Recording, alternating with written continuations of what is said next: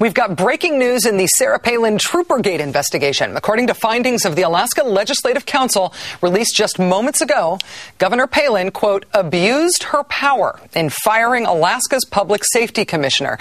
The report concerns Sarah Palin's dismissal of Walt Monegan. He was a former chief of police in Anchorage. He was Alaska's public safety commissioner. Palin allegedly fired him because he refused to fire a state trooper who was her former brother-in-law, with whom she was engaged in a sort of family feud. His name was Mike Wooten. The report found that Palin violated the state's Executive Branch Ethics Act, which says, quote, each public officer holds office as a public trust, and any effort to benefit a personal or financial interest through official action is a violation of that trust.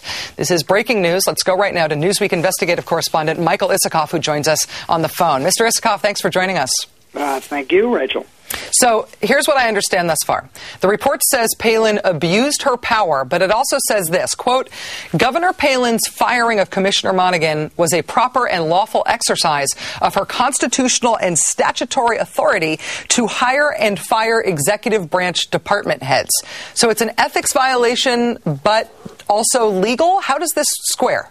Well, the ethics violation is not the decision to fire Monegan. It's the pressure, according to the report by Steve Branchflower, the special counsel, it's the pressure that the governor, her husband, Todd Palin, and her top aides put on subordinates to get Mike Wooten, the state trooper who was her former brother-in-law, fired. That the finding by Mr. Branchflower is that this created impermissible pressure. Such and repeated impermissible pressure was placed on subordinates to advance a personal agenda, the first personal agenda by the governor being to get Michael Wooten fired. I'm reading from the report now. And he goes on to say such impermissible and repeated contacts, that is the pressure that was put on subordinates to fire Wooten, create conflicts of interest for subordinate employees who must choose to either please a superior or run the risk of facing that superior's displeasure. So that's the violation. It wasn't the firing of Monegan.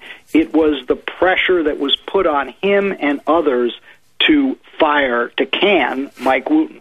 And in terms of moving forward, that seems important from an evidence perspective, because the documentation of the pressure being applied to Monegan is not in dispute. There are actual tape-recorded phone calls, and as far as I know, Todd Palin, the first dude, has admitted to having put pressure on Monegan and on others around this issue. So, from an evidence perspective, they have not denied that they did put that pressure.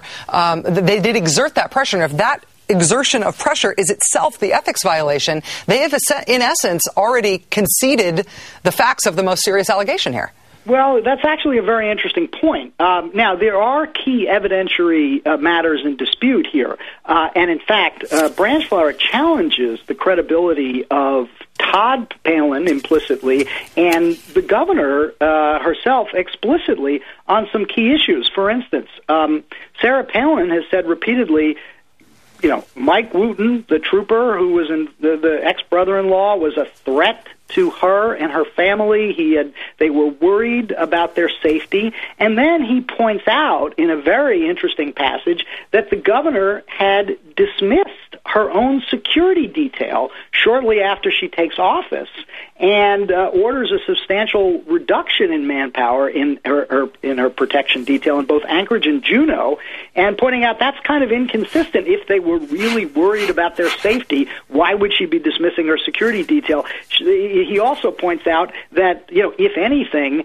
getting Wooten fired would have only increased the potential threat to her family. So he challenges the basis for what the governor has said was the reason she was so exercised about Mike Wooten. Well, Mike, in terms of this ethics violation, is this a criminal matter? Is this a matter for which she could potentially be impeached? What sort of violation is an ethics violation in Alaska law? Well, it is a violation of the law. It also could be a matter that the state legislature could take up as a basis for censure or theoretically impeachment.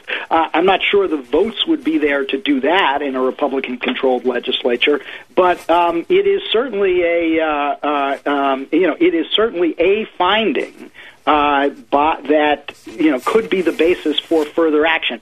It is a state law, so there is potential liability there.